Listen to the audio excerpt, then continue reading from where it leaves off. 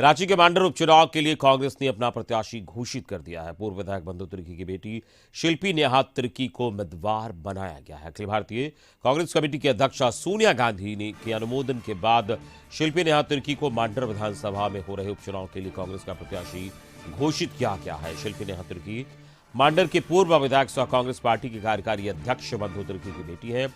आय से अधिक संपत्ति मामले में बंधु तिर्की को सजा होने के बाद उनकी सदस्यता रद्द कर दी गई थी, जिसके बाद मांडर सीट के लिए उपचुनाव 23 जून को होना है। कांग्रेस के झारखंड प्रभारी अविनाश पांडे ने कहा कि मांडर उपचुनाव में शिल्पी नेहा तिर्की को प्रत्याशी चुना गया है। शिल्पी आज नामांकन करेंगी और उससे पहले उन्होंने शिबू सोरेन के आवास पर जाकर उनसे आशीर्वाद लिया।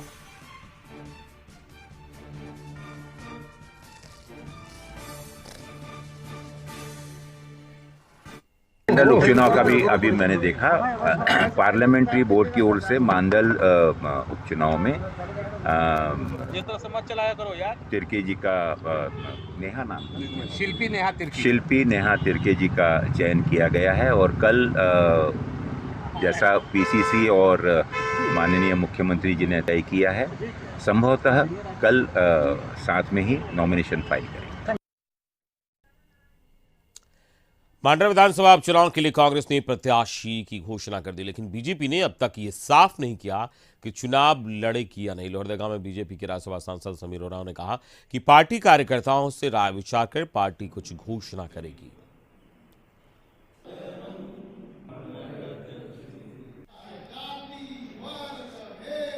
ये चुनाव एक स्ट्रेटेजिकल विषय है। अब उसमें हम एक लाइन ही कह सकता हूं कि Bharatiya Janata party election oriented program करेगी और इसमें स्ट्रेटेजिकल सिस्टम हम लोग लगाएंगे। तो ये जो है इलेक्शन ओरिएंटेड क्या होगा, इसका स्ट्रेटेजिक क्या होगा। भारतीय जनता पार्टी सामूहिक विचार करती है, सामूहिक निर्णय लेती है। भारतीय जनता पार्टी का एक कार्यकर्ता मैं हूँ, इसलिए यह मैं नहीं कह सकता हूं कि किसको टिकट मिलेगा। और हमारे साथ संवाददाता संदीप जुड़ गए हैं, सीधे उनके पास चलेंगे। संदीप, मांडर विधानसभा उपचुनाव होना है, उसके लिए कांग्रेस ने प्रत्याशी की घोषणा की, लेकिन बीजेपी सामूहिक निर्णय और विचार की बात कह रही है। क्या पूरी जानकारी है? जी, मांडर उपचुनाव होना है और इस चुनाव में कांग्रेस ने अपने प्रत्याशी घोषित कर दिया है। बंधु तिर्की जो पूर्व विधायक रहे हैं मांडर के, उनकी बेटी है शिल्पा तिर्की और उनको कांग्रेस ने अपना प्रत्याशी बनाया है और आज वे नॉमिनेशन भी करेंगी। यदि मांडर उपचुनाव की बात करें तो आय से अधिक संपत्ति मामले में बंधु तिर्की की सदस्यता रद्द हुई थी, जिसके बाद इस उपचुनाव की नौबत आई है और 23 जून को इसके लिए वोटिंग होना है। यदि मांडर उपचुनाव की बात करें तो अब तक यदि कांग्रेस की तरफ से तो प्रत्याशी घोषित कर दिए गए हैं, पर बीजेपी की तरफ से अभी तक प्रत्याशी की जो घोषणा है वह नहीं हुई है। हालांकि जो अब तक लोगों ने नामांकन फॉर्म खरीदा है उसमें से 4 से 5 लोग हैं, जिसमें कांग्रेस की जो प्रत्याशी हैं और जो सीपीआईएम की जो प्रत्याशी हैं सुभाष मुंडा, उन्होंने फॉर्म खरीद लिया है और संभवतः दोनों लोग आज नामांकन करेंगे। 23 तारीख को इसके लिए वोटिंग होगी और 26 को मतगणना होना है। 6 तारीख तक नामांकन की अंतिम तिथि है, 7 तारीख को नाम वापसी की तिथि है। तो देखना पड़ेगा कि इस बार जो टक्कर सीधे यदि उपचुनाव की बात करें तो कांग्रेस और जो बीजेपी के प्रत्याशी होंगे उनके बीच सीधा मुकाबला होगा, क्योंकि इससे पहले यदि बात करें तो मांडर के जो पूर्व विधायक रहे हैं बंधु तिर्की, और एक उनकी अलग पहचान है, वहाँ पे अलग पैठ है, उनकी जो पकड़ है वह भी जो ग्रामीण इलाका है वहाँ पे मांडर का, वहाँ काफ़ी अच्छा है। पर आय से अधिक संपत्ति के मामले में बंधु तिर्की को सजा हुई थी और उसके बाद उनकी सदस्यता रद्द कर दी गई और यही वजह है कि वहाँ पे अब उपचुनाव हो रहे हैं। बंधु तिर्की की सदस्यता रद्द होने के बाद वहाँ उपचुनाव हो रहा है और जैसा आप बता भी रहे हैं, हालांकि बंधु तिर्की का उस इलाके में प्रभाव है, लेकिन उनकी बेटी चुनाव लड़ रही है, आज नामांकन है। लेकिन अगर मुकाबले की बात करें तो मुकाबला किस तरीके का होगा, क्योंकि बीजेपी तो अभी सोच विचार में लगी है।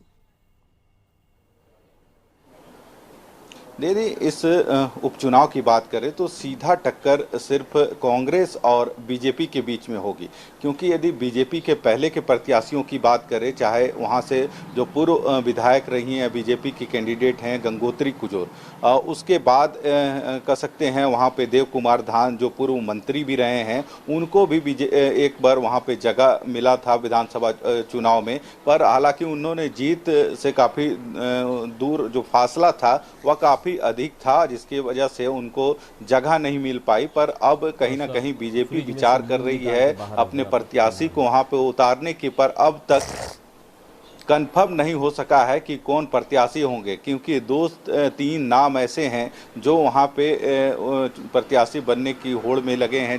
चाहे रांची की मेयर आशा लकड़ा का जो नाम है वह भी इसमें शामिल है, गंगोत्री कुजूर का भी नाम आ रहा है। हालांकि देखना होगा कि बीजेपी किसके नाम पर मोहर लगाती है और बीजेपी का कौन प्रत्याशी होगा। हालांकि यदि दोनों की बात करें तो बीजेपी और कांग्रेस में ही वहां पे टक्कर होना है, क्योंकि दोनों की पैठ, चाहे बीजेपी की पूर्व विधायक जो रही है गंगोत्री कुजूर, उसकी बात करें तो सक्रिय कार्यकर्ता के रूप में वे भी वहां पे अपने जो विधानसभा है वहां लगातार जुड़ी हुई है, काम कर रही मुकाबला है। वहां पर अहम होगा, बता रहे हैं आप। टक्कर बीजेपी से है और गंगोत्री कुजूर जो पहले विधायक रही हैं वो भी प्रत्याशी हो सकती हैं।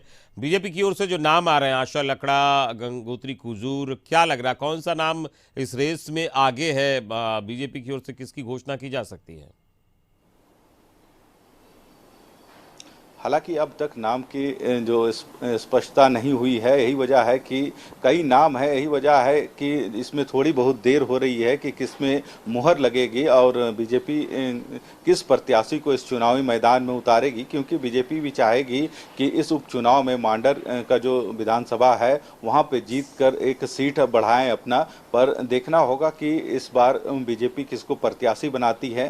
हालांकि जो मंथन चल रहा है इससे स्पष्ट हो रहा है कि कई नाम है और उसमें जो किसका सिलेक्शन होना है इसमें ही देरी हो रही है। यही वजह है कि अब तक बीजेपी ने अपना पत्ता नहीं खोला है। हालांकि कांग्रेस ने अपने प्रत्याशी यानी अपने उम्मीदवार की घोषणा कर दी है, तो संभवतः बीजेपी भी अब जो अपने प्रत्याशी हैं उसकी घोषणा जरूर करेगी। हालांकि देखना होगा कि इस बार उपचुनाव का सेहरा किस पार्टी को जाता है। हालांकि दोनों पार्टियां ही वहां मजबूती से काम कर रही थी इससे पहले भी, और कहीं ना कहीं चाहेगी जो भी पार्टी कि वहाँ पे उनकी विधायक बने, ताकि एक संख्या और भी जो विधानसभा का है वह बढ़े उनकी पार्टी की ओर से। जी चले, इस पूरी बातचीत के लिए बहुत बहुत शुक्रिया संदीप आपका।